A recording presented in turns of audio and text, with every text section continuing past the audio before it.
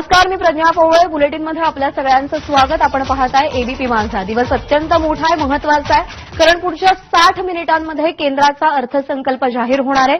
मोदी सरकारच्या काळातील हा 9वा अर्थसंकल्प असून संपूर्ण देशाचं लक्ष या अर्थसंकल्पाकडे लागलेलं आहे. कोणत्या घटकाला दिलासा मिळणार आणि कोणावर कराचा बोजा लादला जाणार याकडे लोकांचं लक्ष लागलंय. काही वेळापूर्वी अर्थमंत्री निर्मला सीतारामन यांनी राष्ट्रपतींची भेट घेतली. थोड्याच वेळात कॅबिनेटच्या बैठकीमध्ये हा अर्थसंकल्प मांडला जाईल आणि मंजुरी मिळाल्यानंतर अर्थमंत्री निर्मला सीतारामन लोकसभेमध्ये अर्थसंकल्प सादर करतील.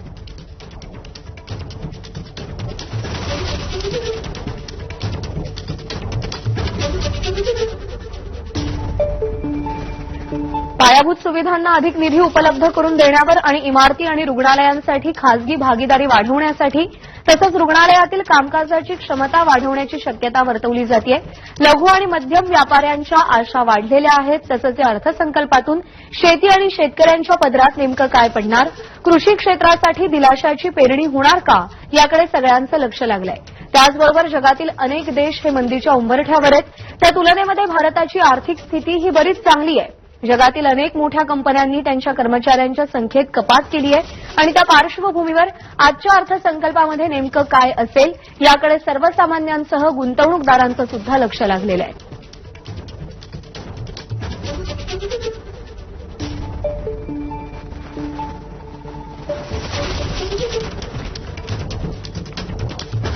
कोविडचं संकट पूर्णतः टळल्यानंतर सादर केला जाणारा अर्थसंकल्प आहे. मोदी सरकारच्या कार्यकाळातला हा 9वा अर्थसंकल्प आहे.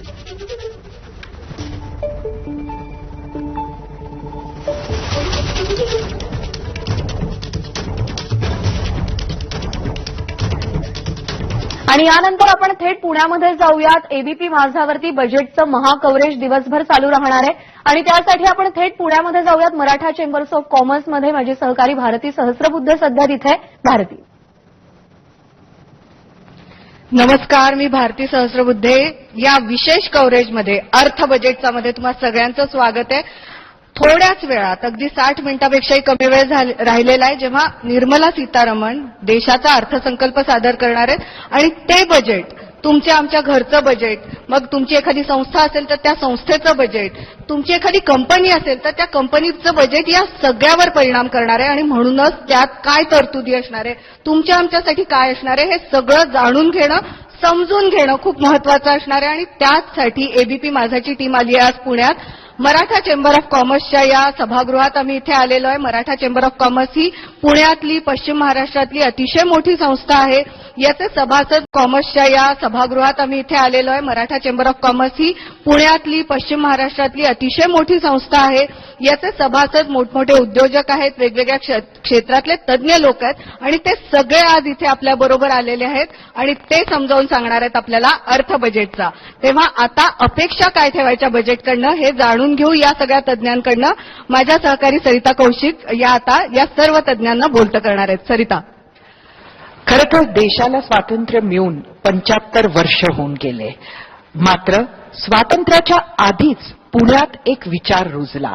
तो म्हणजे जेव्हा देशाला स्वातंत्र्य मिळेल त्यावेळेला देशात आर्थिक विषयावर विचार करणारी एखादी संस्था पाहिजे, उद्योगांना चालना देणारी एखादी संस्था पाहिजे. आणि त्यातूनच निर्मिती झाली ती म्हणजे मराठा चेंबर ऑफ कॉमर्सची. आज या मराठा चेंबर ऑफ कॉमर्सच्या तज्ज्ञांबरोबर, ज्यांनी इतके वर्ष आर्थिक विषयांवर मंथन केलंय, आम्ही त्यांच्याबरोबर चर्चा करत तुमच्यासाठी आणणार आहोत अर्थ बजेटचा. या सेशनमध्ये म्हणजे अर्थसंकल्प सादर होण्याच्या आधीच्या या सेशनमध्ये आपल्याबरोबर आहेत दीपक करंदीकर, जे अध्यक्ष आहेत मराठा चेंबर ऑफ कॉमर्सचे, प्रशांत गिरबाने, जे डीजी आहेत मराठा चेंबर ऑफ कॉमर्सचे, संजीव गोखले, गुंतवणूक तज्ज्ञ. आपण अनेक वेळेला एबीपी माझाचा पैसा झाला मोठा या कार्यक्रमात त्यांना भेटतच असतो, आणि फतेचंद राका, संचालक राका ज्वेलर्सचे. सुरुवातीलाच खरं तर करंदीकर सर, माझा तुम्हाला हा प्रश्न आहे की एकंदरीत लोकांच्या आशा ज्या आहेत त्या ह्यावेळेला खूप मोठ्या आहेत. लोकांना असं वाटतंय की हे बजेट लोकप्रिय राहील आणि लोकप्रिय म्हणजे ज्यात सर्वांसाठीच काहीतरी असेल. काय सांगाल, असं होणार आहे का? तर मी एसएमई सेक्टरमधनं येतो आणि ह्या क्षेत्रात लोकांच्या अपेक्षा दर बजेटला खूपच असतात आणि या बजेटला तर त्याहून जास्ती असल्यामुळे आज भारत देश 6.5% GDP ह्याच्यावर सगळ्यांचं लक्ष आहे आणि केंद्र सरकार ह्याच्याबद्दल नक्कीच काहीतरी करेल अशी अपेक्षा असल्यामुळे ईज ऑफ डुईंग बिझनेसमध्ये बऱ्याच सवलती मिळतील. गव्हर्नमेंट त्याच्याकडे लक्ष देऊन सबसिडीज देण्यापेक्षा सुविधा जास्त लोकांपर्यंत पोहोचवतील अशी लोकांची अपेक्षा आहे. खरं तर मध्यमवर्गीय जो माणूस आहे त्याच्या आशा अपेक्षा फार जास्त आणि त्यात खास जो नोकरदार वर्ग आहे त्याच्या तर आशा खूप आहेत. कारण बऱ्याच काळापासून कुठंतरी नोकरदार वर्ग हा उपेक्षित राहिला बजेटमध्ये अशी एक भावना देशात आहे. त्याला या खेपेला काही दिलासा मिळेल का? गिरबानेजी. साहजिक आहे, आपण अशी एक संस्था आहोत, असं एक आपल्या देशाची रचना आहे की मध्यमवर्गीय हा खूप मोठा आहे, ही चांगली गोष्ट आहे. त्यामुळे त्यांच्या अपेक्षाही असणं रास्तच आहेत. जर आपण इन्कम टॅक्सचा विचार केला तर इन्कम टॅक्समध्ये आजही 5 लाखापर्यंत कुठल्याही प्रकारचा कर भरायला लागत नाही किंवा जर कर नियोजन ठीक केलं तर 8.5 लाखापर्यंत कुठलाही कर द्यायला लागत नाही. तर हे असंच चालू राहावं, त्यात कुठले नवीन कर ऍड करू नयेत ही एक अपेक्षा असेल. दुसरी एक अपेक्षा असेल ती अशी की बऱ्याच प्रकारचे जे एक्झम्पशन्स आहेत ते वर्षानुवर्ष तसेच राहिलेले आहेत. उदाहरणार्थ, जेव्हा आपल्याला हेल्थ इन्शुरन्स मिळतो 25,000चा, तो आता वाढायला हवा. तर असे एक्झम्पशन्स वाढायला हवेत किंवा ते सर्व एकत्र करून त्याला कॉन्सॉलिडेट करायला हवेत. अशा अपेक्षा मध्यमवर्गीयांच्या असणं हे रास्तच आहे. बिलकुल. त्याचबरोबर मी संजीव गोखलेजींकडे जाईन आणि त्यांना हे विचारेन की संजीवजी, बऱ्याच इन्व्हेस्टमेंट्स एक मध्यमवर्गीय करत असतो, मग त्या फिक्स डिपॉझिटच्या असतात किंवा PPF असतो किंवा वेगवेगळ्या पद्धतीचा डिव्हिडंड त्याला मिळत असतो. या सगळ्या गोष्टींमध्ये कुठंतरी काहीतरी त्याला जास्त ह्या खेपेला मिळेल का? हो, आता तुम्ही बघितलं तर गेल्या काही वर्षात म्हणजे कोरोनाच्या आसपास शेअर्समध्ये लोक घेतात आणि गुंतवणूक करतायत. म्युच्युअल फंडात फार मोठी गुंतवणूक वाढलेली आहे. त्याचा डिव्हिडंड जो आहे तो आता करपात्र आहे. आणि पूर्वी कसं होतं, डिव्हिडंड डिस्ट्रीब्युशन टॅक्स ही कंपनी भरायची आणि मग तो करदात्याला वेगळा टॅक्स भरायला लागायचा नाही. त्यामुळे करदात्यांची अगदीच माफक अपेक्षा अशी आहे की डिव्हिडंड जर आम्हाला करपात्र असेल तर तो एक तर करमुक्त व्हावा, अर्थात ते कदाचित अशक्य असेल. परंतु पूर्वी असं होतं की काही रकमेला काही एक वजावट होती, म्हणजे छोट्या गुंतवणूकदारांना त्याचा थेट जो दास होतो, डिव्हिडंडवरचा टॅक्स लागतो तो लागणार नाही आणि जास्त ही गुंतवणूक आकर्षक होईल. म्हणून एक 25,000 50,000 अशी जर डिव्हिडंडमधनं एक वजावट दिली तर मला वाटतं सर्वच गुंतवणूकदारांना हवी असेल. त्याचप्रमाणे PPF आणि इतर हे व्याज तर करमुक्त आहे, परंतु पूर्वी बँकेच्या व्याजाला ही एक वजावट होती करंट सेक्शन 80L मध्ये. आता ती सेक्शन 80 TTA मध्ये आहे, परंतु केवळ 10,000 रुपये आहे. तर ती वाढवून कमीत कमी 50,000 किंवा 25,000 करावी. जशी सिनियर सिटीझनला 50,000पर्यंत करमुक्त व्याज मिळतं तसं सर्वसामान्यांना 25,000पर्यंत करमुक्त व्याज मिळावं, जेणेकरून त्यांना थोडाफार दिलासा मिळू शकेल. मला वाटतं अत्यंत माफक अशा या करदात्यांच्या अपेक्षा तरी या बजेटमध्ये होतील असं मला वाटतं. खरं तर राखासाहेब आपल्या बरोबर आहेत. काय सांगाल, एकंदरीतच कोविडच्या काळामध्ये जे उद्योग होते, जी दुकानदार मंडळी होती, जी ट्रेडर्स होते, या सगळ्यांनाच खूप मोठा फटका बसला होता आणि त्यातून कुठंतरी देश आता सावरतो आहे. यावेळेला बऱ्याच अपेक्षा आहेत आणि खास अशा वेळ जेव्हा ई-कॉमर्स किंवा ऑनलाईन मार्केटिंग हे प्रचंड प्रमाणात वाढलेलं आहे. तर एका बाजूला आपल्याला दुकानदार आहेत आणि दुसऱ्या बाजूला ई-कॉमर्स आहे. अशा वेळेला या बजेटकडनं काय अपेक्षा आहेत? या बजेटमध्ये जे रिटेलर्स आहेत किंवा छोटे छोटे जे व्यापारी आहेत, मध्यमवर्गीय आहेत, त्यांना एक सगळ्यात मोठी जी अपेक्षा आहे, सध्या ई बिझनेस वाढला जरी असला तरी इझी बिझनेस जो करायची जी आहे ती जरा फार मोठ्या प्रमाणात त्याच्यावर गदा आलेली आहे. कारण रोज नवीन नवीन कायदे येतात. एकदा एक कायद्यातली सुधारणा पाहिली तो संपेपर्यंत अजून आम्ही कॉम्प्युटरमध्ये चेंजेस करेपर्यंत दुसरी येतात आणि त्यामुळे फार मोठा फटका व्यापाऱ्यांना बसतो. दुसरं, अजून GST सेटल झालेलं नाही आहे. तर GST मध्ये जर 3 वर्षामध्ये जर 1000 ते 1100 सर्क्युलर आणि नोटिफिकेशन येतात मग आमची व्यापाऱ्यांची तर एकच मागणी आहे की तुम्ही थोड्या काळ जीएसटी संपूर्ण तुमच्या अखत्यारीत येईपर्यंत तो स्थगित करावा आणि तुम्ही चांगला कायदा आणावा. व्यापारी त्याचं स्वागत करतील. म्हणजे आपण अत्यंत महत्वाचा मुद्दा हा मांडतात. आपलं म्हणणं आहे की व्यापाऱ्यांना जीएसटी नको आहे. नाही, व्यापाऱ्यांना जीएसटी असावा कारण त्याच्यातनं फार सुलभता आहे. परंतु त्यातले जे त्रुटी आहेत आणि सगळ्यात मोठी म्हणजे वर्षातनं जे 30-35 रिटर्न भरावे लागतात त्यामुळे व्यापारी हा कारकून झालेला आहे. इन्कम टॅक्समध्ये रिटर्न भरा, याच्यामध्ये रिटर्न भरा 5, 15 आणि 20 तारखेला. आणि त्या म्हणजे व्यापार करायचा का नुसते रिटर्न भरत बसायचा हा मोठा प्रश्न आहे. खरं तर वर्षातनं 3 रिटर्न ठेवा, जीएसटी सरळ सुलभ करा, रिफंडची व्यवस्था बरोबर करा, व्यापारी खुश आहेत.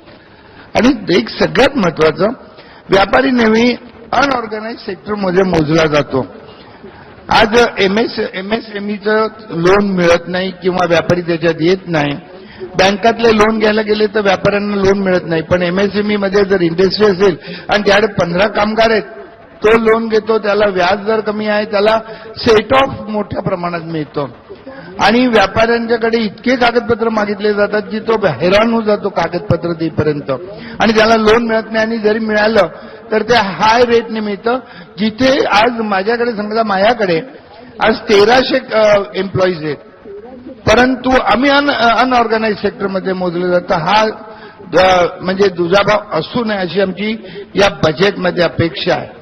आणि सगळ्यात महत्वाची अपेक्षा जी आहे की याच्यामध्ये आपलं जे वेगवेगळे रोज कायदे काढून जे पिनल ऍक्शन करण्याची जी एक प्रोव्हिजन केली जाते 5 ते 10% लोकांसाठी, परंतु बाकीच्या व्यापाऱ्यांना त्याच्यामध्ये एक मोजलं जातं आणि त्यामुळे व्यापाऱ्यांना जो त्रास होतो तो होऊ नये.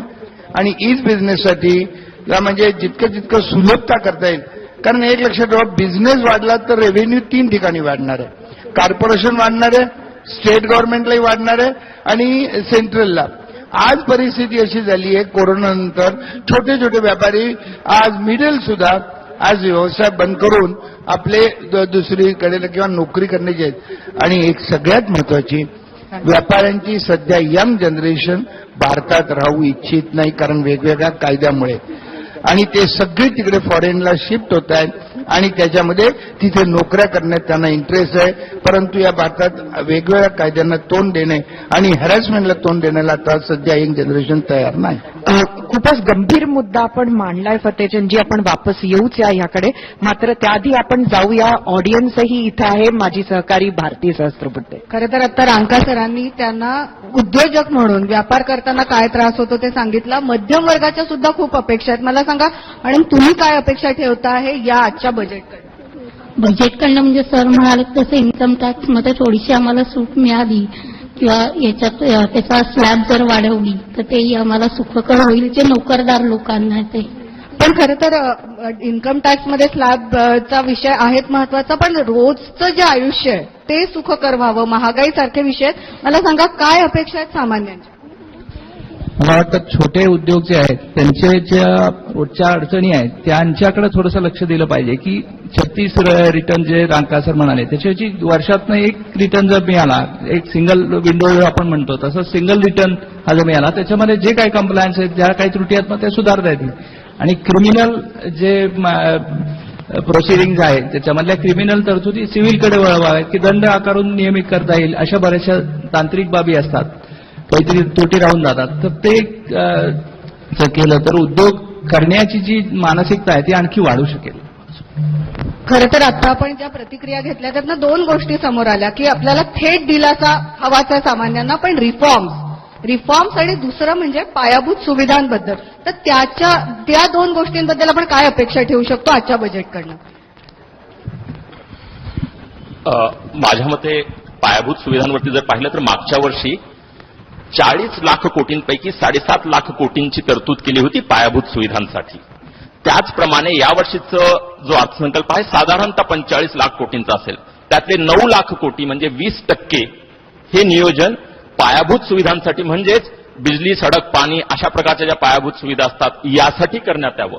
त्याचं कारण असं आहे की त्याचा फायदा 3 ते 4 पट असतो. म्हणजे सॅलरीजवरती जो खर्च केला जातो त्यापेक्षा 3 ते 4 पट फायदा जास्त हा पायाभूत सुविधांवरती खर्च केल्यानंतर असतो.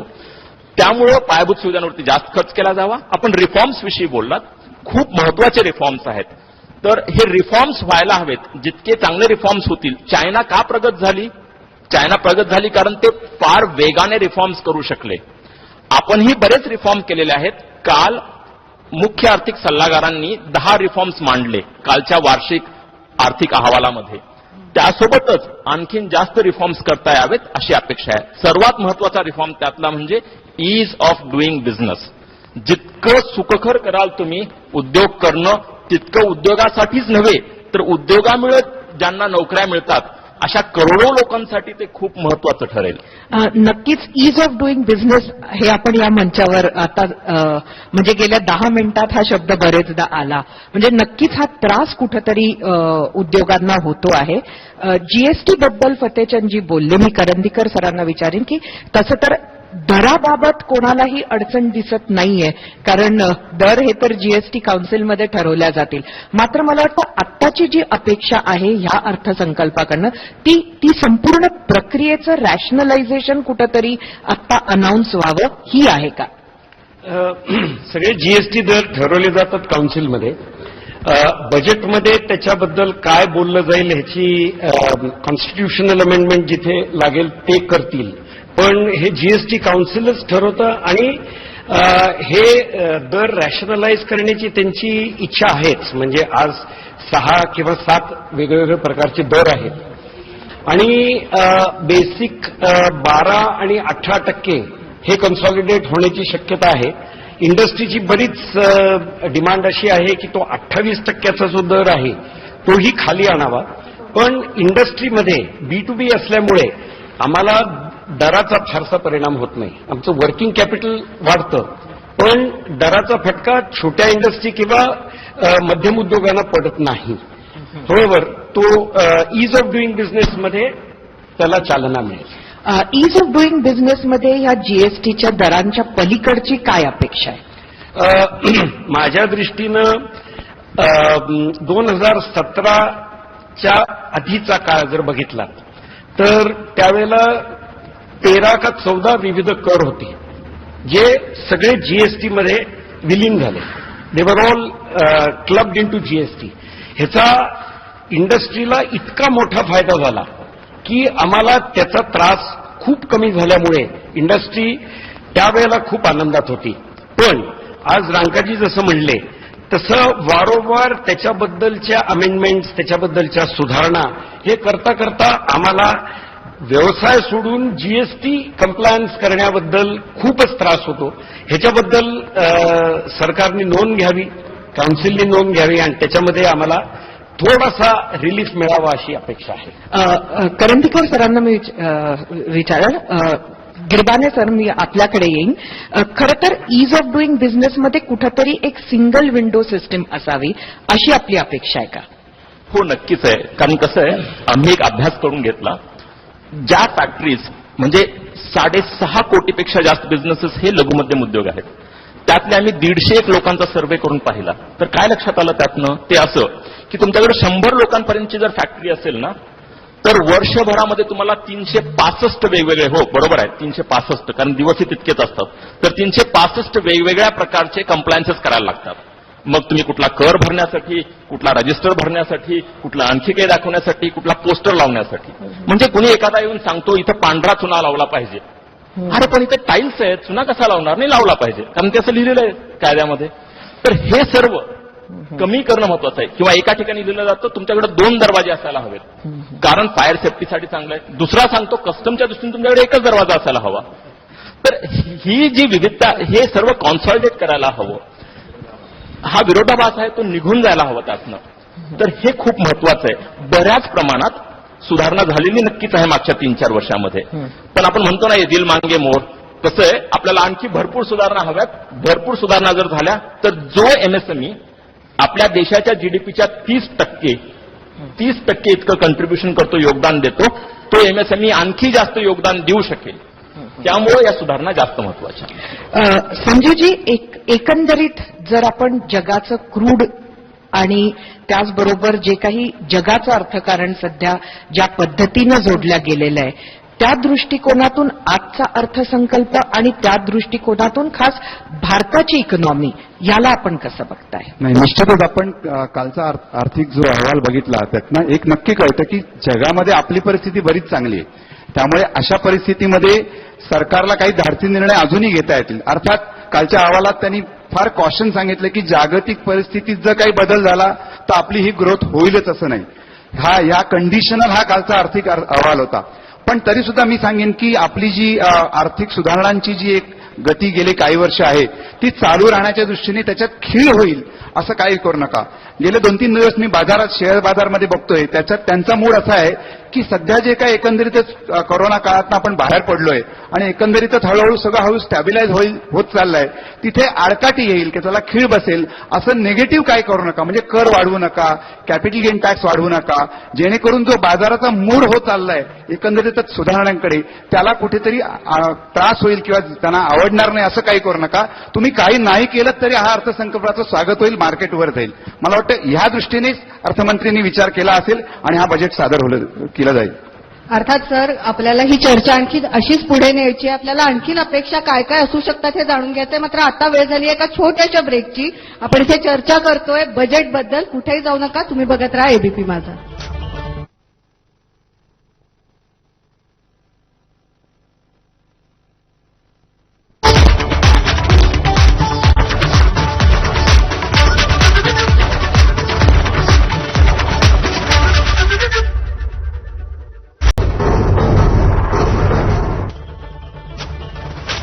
ब्रेक नंतर पुन्हा एकदा तुमचं स्वागत आहे. आपण समजून घेण्याचा प्रयत्न करतोय अर्थ बजेटचा, जे आता काही मिनिटातच सादर होणार आहे दिल्लीमध्ये संसदेमध्ये.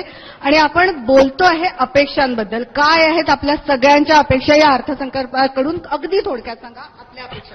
आमची अपेक्षा अशीच आहे की महागाई कमी व्हावी. आता सध्या जीवनावश्यक वस्तूंचे दर रोज बदलत आहेत आणि त्याचा सर्वसामान्य माणसं महागाई कमी व्हावी हा प्रत्येकाचा प्रश्न आहे.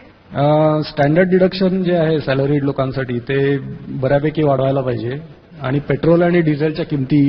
स्टँडर्ड डिडक्शन आणि पेट्रोल डिझेल हा खूप महत्वाचा प्रश्न मध्यंतरीच्या काळात झाला होता. तुमची काय अपेक्षा?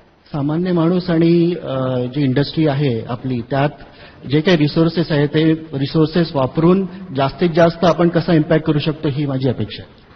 तर सगळ्या प्रकारच्या अपेक्षा इथे व्यक्त केल्या गेल्या आहेत. अगदी पेट्रोल डिझेलपासून आणि महागाई, आपण बाकी सगळ्या गोष्टींबद्दल बोलतोय. पण आपलं रोजचं आयुष्य, रोजचं बजेट जे अवलंबून असतं ते महागाईवर. अगदी भाजीपाल्यापासून सगळ्या गोष्टींच्या किमती वरखाली होत असतात. या महागाईचा सामना कसा करायचा हे या बजेटमध्ये असेल का सरिता? खरं तर प्रशांतजी आपला अभ्यास आहे आणि लोकांना तेच कुतूहल आहे की नक्की आजच्या बजेटमध्ये काय असणार आहे. त्यामुळे कुठेतरी बजेटचा हा जो पेपर आहे तो आपण ठळक काही मुद्द्यांमध्ये फोडू शकाल का आमच्यासाठी? नक्की. बजेट म्हणजे काय असतं शेवटी, जसं आपण घरामध्ये बजेट करतो, पगार 1 लाख रुपये, खर्च 1,10,000 रुपये, उरलेले 10,000 कुठून येणार, हे थोडक्यात बजेट असतं. तसंच अर्थमंत्र्यांसाठीचं बजेट कसं असेल याविषयीचा माझा अंदाज. या वर्षीचा खर्च असेल 45 लाख कोटी, 45 रुपये समजूया आपण. सर्व काही आकडे लाख कोटींमध्ये आहेत. 45 रुपये हा खर्च असेल. 27 ते 27.5 रुपये ही जमा असेल, म्हणजे कर आणि करेत्तर जमा. मग उरले किती? 17.5 रुपये. 17.5 रुपये आपण जास्त खर्च करणार जे आपल्याकडे नाही आहेत. ते कुठनं येणार? त्यालाच वित्तीय तूट, फिस्कल डेफिसिट वगैरे काही अवघड शब्द बोलले जातात. ते 17.5 रुपये आपल्याला कर्ज व्याजी घ्यायला लागतात, म्हणजे सरकारला. तर हा थोडक्यात झाला बजेट. हा आकडा जो 17.5 कोटी आहे तो जीडीपीचा किती पर्सेंटेज असेल असं मोजला जातो. जीडीपी म्हणजे पूर्ण देशाचं उत्पन्न सगळं मिळून वर्षभराचं. तर तो आकडा जर 6% पेक्षा कमी असेल, म्हणजे 5.8 किंवा 5.9, तर चांगलं समजलं जातं. दुसरी गोष्ट, चांगला बजेट म्हणजे काय? यावर्षी आपली अर्थव्यवस्था ही 273 लाख कोटी इतकी असेल, म्हणजे 273 रुपये समजू आपण. पुढल्या वर्षी ती 303, समजायला आकडा सोपा आहे, 303 कोटी याच्या आजूबाजूला असेल. त्या 303 कोटीपैकी 5.8% म्हणजे 17.5 हे आपल्याला व्याजी घ्यायला लागतील असं समजूयात. शेवटचा मुद्दा, खर्च जो आहे आपला 45 रुपये, त्यातला जास्तीत जास्त खर्च पायाभूत सुविधांवरती, म्हणजे बिजली, सडक, पाणी, इंटरनेट, हायवेज, एक्सप्रेसवे जे काही सर्व आहे त्यावरती केला जावा. तो जर करायचा असेल तर तो 9 लाख कोटी म्हणजे 9 रुपये 45 रुपयापैकी असावा, म्हणजे 20% असावा अशी अपेक्षा आहे. तर थोडक्यात हे आकडे आज पाहायला हवेत की 20% जर असेल ते 9 लाख कोटी वगैरे तर चांगला बजेट, जितकं 9च्या जवळ असेल तितका तो चांगला बजेट असेल. जितकी तूट, वित्तीय तूट 17.5 किंवा त्यापेक्षा कमी असेल किंवा 18पेक्षा कमी असेल तितका तो चांगला बजेट असेल. जितकी जास्तीत जास्त भर हा शिक्षण, आरोग्य अशा गोष्टींवरती दिला जाईल तो चांगला बजेट असेल. बजेटमध्ये जेव्हा हे सांगितलं जाईल की रिफॉर्म्स होतील तर तो चांगला बजेट असेल. बजेटमध्ये जेव्हा तुम्हाला हे सांगितलं जाईल की कर संकलन वाढवण्यासाठी कर दर वाढवणंच नव्हे तर करदात्यांची संख्या वाढवणं हे उद्दिष्ट आहे तर ते चांगलं बजेट असेल. तर अशी एक अपेक्षा आपली असणं साहजिक आहे. नक्कीच खूपच तर करदात्यांची संख्या वाढवणं हे उद्दिष्ट आहे तर ते चांगलं बजेट असेल. तर अशी एक अपेक्षा आपली असणं साहजिक आहे. नक्कीच खूपच चांगल्या पद्धतीनं खरं तर तुम्ही ह्या अपेक्षा मांडल्या. एक अपेक्षा जी आपण सातत्यानं आजही ऐकतो आहोत, आत्ताही ऑडियन्समधनं आली, ती ही आहे की महागाई खूप झालेली आहे. मी फतेजनजींना विचारेन की ही जी महागाई आहे आणि हे जे बजेट आहे याकडे आपण कसं पाहता? कारण एकंदरीत देशाचं जे इन्कम आहे ते कुठंतरी वाढलेलं आपल्याला दिसतंय, मात्र तरी सुद्धा महागाई ही लोकांना त्रास देते. या मुद्द्यावर आपण आता म्हटलं की इन्कम वाढलंय, महागाई वाढली, वस्तूंच्या किमती वाढल्या, वस्तूच्या किमती वाढल्यामुळे जीएसटी वाढला. हा खरोखरच इज बिझनेस किंवा रेग्युलर बिझनेसमध्ये वाढलेला आहे का? किमती वाढल्यामुळे जीएसटी वाढला, किमती वाढली, महागाई वाढली म्हणजे प्रत्येकाचं बजेट कोसळलंय आणि त्यामुळे संपूर्ण जनता आज होळपली झाली आहे त्या याच्यात महागाईमध्ये. हा जर महागाई जर कमी करायची असेल तर याच्यावर कंट्रोल करणं, जसं 2008 मध्ये गव्हर्नमेंटनी केलं होतं कंट्रोल, जागतिक मंदीमधनं बाहेर काढलं होतं. आज जागतिक मंदी येते आणि मंदी जर आली तर अजून महागाई वाढणार. आपण ठरवलं होतं की अनाउन्समेंट गव्हर्नमेंटने केली होती, 1 नेशन 1 टॅक्स. आता काय तर रोज नवीन टॅक्स येतात. आता टीसीएस नवीन टॅक्स आलाय व्यापाऱ्यावर. B2B बिझनेस 50 लाखाच्या बिल झालं 0.1% हा टीसीएस करायचा, परत रिटर्न भरायचे. मग ही महागाई का वाढली? रिटर्न भरायची परत म्हणजे आम्हाला सीएन कडे जावं लागतं. सीएनना अजूनही 5 वर्षात जीएसटी होऊन अजून जीएसटी कळला नाही, सरकारला कळला नाही, आम्हालाही कळला नाही, सीएनना कळला नाही. म्हणून आज ही महागाई आहे, त्या महागाई कंट्रोल जर आणली तर बजेट.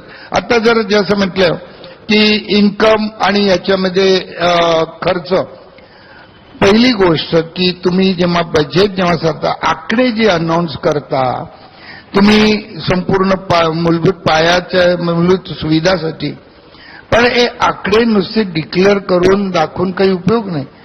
जे इन्कम आहे, इन्कम वाढवण्यासाठी कुठले प्रयत्न केले जातात? आज 135 कोटीपैकी फक्त 2% जर आज व्यापारी म्हणजे कोट्यावधी व्यापारी आहेत या देशात, जर 2% भरत असेल तर आपण कुठेतरी कमी पडतोय हे सरकारने जाणून घ्यायला पाहिजे. आणि त्यामुळे ह्यांच्या जेवढे टॅक्स कलेक्शन जास्त होईल मग कर्ज घ्यायची जरुरी काय? अजून तुम्ही सुविधा देऊ शकाल, परंतु गेल्या 10-15 वर्षात काय अजून 50 वर्षात हा आकडा टॅक्स पेअरचा वाढला नाहीये. इथे कुठेतरी लक्ष दिलं तर या महागाईवर कंट्रोल होऊ शकेल. नक्कीच. आपण हे पण बघितलं की देशामध्ये 2 कर प्रणाली लागू झाल्या, एक जुनी आणि एक नवीन. या नवीन कर प्रणालीबद्दल संजीवजी तुम्ही काय सांगाल? ती कितपत यशस्वी झालेली आहे? लोकांना या बाबतीत बरेच प्रश्न आहे आणि येत्या काळात आपण स्विच होऊ शकत नाही, ही सुद्धा लोकांची एक अडचण आहे.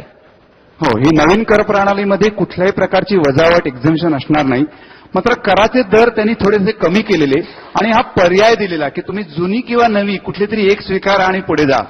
पगारदार आणि इतर मंडळींना दरवर्षी वेगवेगळी कर प्रणाली अवलंबू ते शकतात, परंतु व्यावसायिक मात्र फक्त एकदाच स्विच करू शकतात. हा फार मोठा त्यांच्यासमोर एक अडचण होती आणि त्यामुळे ही नवीन कर प्रणालीचा एकंदरीतच गेले 2-3 वर्ष आपण बघितलं तर तिचं फार मोठं स्वागत झालं नाही. तर मूळ कारण असं आहे की जुन्या कर प्रणालीमध्ये ज्या वजावटी होत्या त्यामुळे कर कमी करायची सोय होती. म्हणजे माझे एखादी विम्याची पॉलिसी असेल, माझ्या मुलांचं शिक्षण असेल, मी एखादं गृह कर्ज घेतलं असेल तर मला कर माझा कमी होत होता. नवीन कर प्रणालीमध्ये अशी कुठलीही वजावट नसल्यामुळे मला कर वाचवायची कुठलीही संधी उपलब्ध नव्हती. अशासाठी आम्ही सगळे गेल्या वर्षी हे मांडलेलं होतं की नवीन कर प्रणालीमध्ये काही सुधारणा किंवा काही वजावटी द्या जेणेकरून ती अट्रॅक्टिव्ह होईल किंवा त्याच्यातले कर अजून कमी करा. आणि त्यामुळे नवीन कर प्रणालीचं एकंदर जे फेल्युअर आपण बघितलं, मी जवळपास 1000 रिटर्न फाईल केले, 90% जास्त रिटर्न हे जुन्या कर प्रणालीप्रमाणे फाईल करा असं माझ्या करदात्यांनी सांगितलं. याचा अर्थ नवीन कर प्रणालीचं स्वागत झालेलं नाही. नक्कीच मला वाटतं संजीवजी हाच ऍडवाइस सगळ्यांना आपापले टॅक्स कन्सल्टंट्स देत असतात. मात्र या बजेटमध्ये आता काय सरकार करेल असं आपल्याला वाटतं? त्यांचं एकंदरीत 2-3 वर्षापूर्वी असा विचार होता की जुनी कर प्रणाली बंदच करायची, परंतु ते तर खूपच घातक ठरेल. कारण आपण दीर्घकालीन योजनामध्ये गुंतवणूक करतो आणि करवचत माझी होईल अशी अपेक्षा करतो. पण नवीन कर प्रणालीमध्ये सुधारणा मात्र त्या करू शकतात, कराचे दर कमी करू शकतात, काही वजावटी, मी असं म्हणत नाही की सगळ्या वजावटी द्या, परंतु काही पेन्शन फंड, विमा, दीर्घकालीन गुंतवणुकीसाठी उत्तेजना देणाऱ्या काही वजावटी दिल्या तरी ती एक चालना असेल सर्वसामान्य करदात्याला की मी नवीन कर प्रणाली स्वीकारून माझा कर कमी केला जावा. सरिता मॅडम, मी असं अजूनही सांगेन की आत्ताच आपण महागाईचा विषय म्हणतोय, जर महागाई कमी करायची असेल तर करंट कन्झम्पशनही कमी करायचं असतं. त्याच्याकरता गुंतवणुकीला चालना मिळण्याकरता ही नवीन कर प्रणालीतला हा बदल कदाचित सरकारला महागाई कमी करण्यासाठी सुद्धा मदत करू शकेल. नक्कीच. एक महत्वाचा मुद्दा जो आपल्या देशासमोर आहे म्हणजे शहरी आणि ग्रामीण भागामधला जो एक अत्यंत मोठा डिव्हाइड आहे आणि ग्रामीण भागामध्ये वसणारा जो शेतकरी आहे, शेती हा एक भाग झाला, ग्रामीण इन्फ्रास्ट्रक्चर हे दुसरा भाग झाला. प्रशांतजी, मी आपल्याला विचारीन की ग्रामीण इन्फ्रास्ट्रक्चरमध्ये यावेळेला फोकस राहील का? कारण कॅपेक्स पुश बद्दल आपण सर्वच जण बोललात, कॅपिटल एक्सपेंडिचर सरकार करणारच, मात्र ग्रामीण भागावर यावेळेला फोकस राहणार का? अजूनही जे रिझल्ट अपेक्षित आहे ते आपल्याला ग्रामीण भागात दिसत नाही. खूप महत्वाचा प्रश्न आहे, कारण मी एका छोट्या गावातून आलेलो आहे. त्यामुळं माझ्या गावची लोकसंख्या आता 15,000 आहे. त्यामुळे मी समजू शकतो छोट्या गावांसाठी खूप महत्वाचं आहे की पायाभूत सुविधांसाठी खर्च वाढावा. आपल्या लक्षात असेल तर अटलजींच्या काळामध्ये प्रधानमंत्री ग्राम सडक योजना होती. त्यावेळी पहिल्यांदा माझ्या गावापर्यंत असा मोठा रोड आला. त्याचा इतका फायदा झाला की त्यानंतरची जी भरभराटी झाली गावामध्ये त्याचं श्रेय हे गावातली सर्व लोक त्या ग्रामसडक योजनेला देतात. तर हे एक उदाहरण आहे प्रत्येक अर्थमंत्र्यासाठी की जितका जास्त आपण पायाभूत सुविधांवरती ग्रामीण भागातल्या जोर द्याल तितकंच योगदान हे ग्रामीण भाग पूर्ण भारताच्या अर्थव्यवस्थेसाठी देऊ शकेल. खरं तर आपण हे सांगितलंच की ग्रामीण भागामध्ये अशा पद्धतीनं आपल्याला एक पुश मिळण्याची गरज आहे. ग्रामीण इन्फ्रास्ट्रक्चरचा भाग झाला, त्यानंतर शेती आणि शेतीमधली गुंतवणूक, शेतीमधलं संशोधन हे सुद्धा अत्यंत महत्वाचं आहे. काय झालं माहितीये का, सुदैवानं शेतीमधली जी गुंतवणूक असते ती वाढतीये.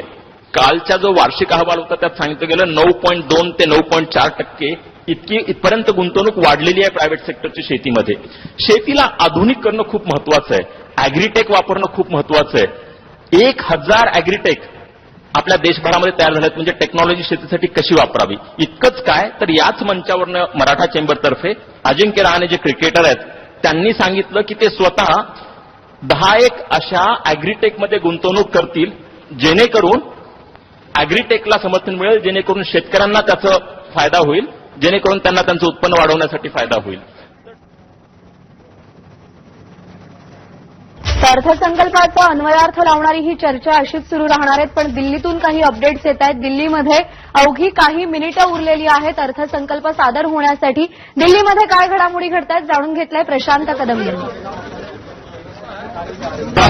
संसदेमध्ये आहे मी. बजेट सादर होणार आहे. जरी पेपरलेस बजेट असलं तरी सुद्धा बजेटच्या काही कॉपीज ज्या आहेत त्या खासदार आणि मंत्र्यांसाठी छापल्या जातात आणि या कॉपीज आता संसद परिसरामध्ये आलेल्या आहेत. अत्यंत कडेकोट सुरक्षा व्यवस्थेमध्ये या बजेटच्या कॉपी ज्या आहेत त्या संसदेमध्ये येत असतात. साहजिकच खूप सिक्रेट डॉक्युमेंट आहे बजेट, ज्याच्यावरती बऱ्याच गोष्टी अवलंबून असतात आणि त्यामुळं अशा कडेकोट सुरक्षा व्यवस्थेमध्ये हे बजेट जे आहे ते संसदेमध्ये आलेलं आहे. आणि मी तुम्हाला काही दृश्य इकडची पण दाखवतो आता की कशा पद्धतीनं या बजेटची चाचणी होतीये. अशा पद्धतीनं पूर्णपणे त्याची चाचणी करूनच बजेट जे आहे ते आतमध्ये संसदेच्या आतमध्ये नेलं जातं आणि ही सगळी सुरक्षेची व्यवस्था जी आहे, सिक्युरिटी डॉग जे आहेत ते सुद्धा या ठिकाणी आलेले आहेत आणि अशा पद्धतीनं ही सगळी तपासणी जी आहे ती चालू आहे. तर आता बघावं लागेल की या बजेटमधून नेमकं सामान्यांना काय मिळतंय, पण अत्यंत कडेकोट सुरक्षा व्यवस्थेमध्ये बजेट पार्लमेंटमध्ये पोहोचते. तर मोदी सरकारच्या दुसऱ्या कार्यकाळातला हा शेवटचा अर्थसंकल्प आहे. 2024च्या निवडणुकांच्या दृष्टीनं सुद्धा हा अर्थसंकल्प महत्वाचा ठरतोय आणि त्या संदर्भातली चर्चा एबीपी माझावर सुरू राहणारच आहे. एक छोटासा ब्रेक घेतोय, पाहत रहा एबीपी माझा.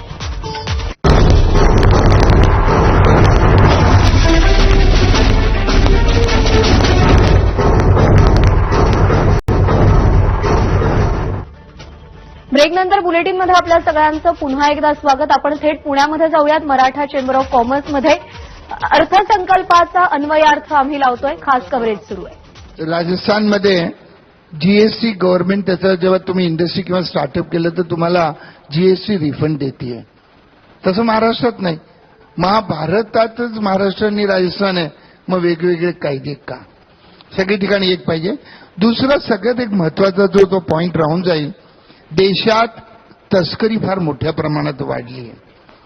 आपण जे सरकार जे टॅक्सेस जास्ती लावते त्यामुळे आज 400 रुपये तोळ्याला जी आज कस्टम ड्युटी होती त्या 14% पर्यंत गेली आहे. त्यामुळे गेल्या 3 वर्षामध्ये जवळजवळ 400 टन, मी टन म्हणतोय, 400 टन सोन्याची स्मगलिंग भारतात झाली आहे. हे देशाचं नुकसान आहे. कर वाढवून जे होतंय ते नुकसान होतंय. हे सरकारला आम्ही कळवतोय, प्रत्येक वेळी रिप्रेझेंट देतोय, ते होत नाहीये. म्हणून एक अपेक्षा आहे की ऍक्च्युअली म्हणजे कस्टम ड्युटी जर कमी केली तर ते स्मगलिंग जे 0% वर होतं ते परत आणायला मदत होईल. ते व्हायला पाहिजे.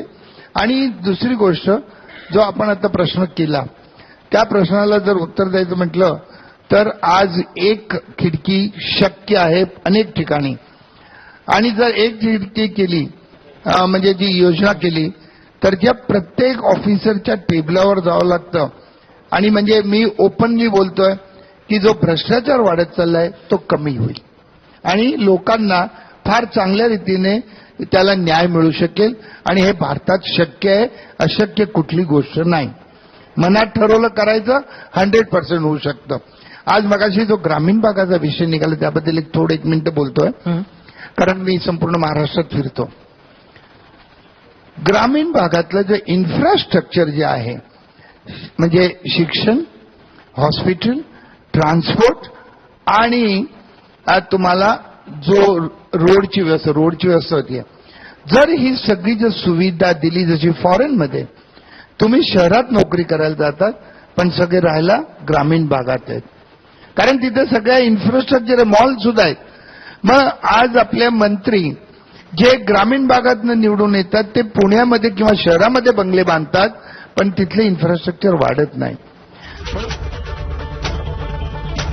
तर ही चर्चा अशीच सुरू राहणार आहे. फक्त 12 मिनिटं बाकी आहेत अर्थसंकल्प सादर होण्यासाठी. आपलं लक्ष असेल त्यावरती एक छोटासा ब्रेक घेतोय. पाहत रहा एबीपी माझा.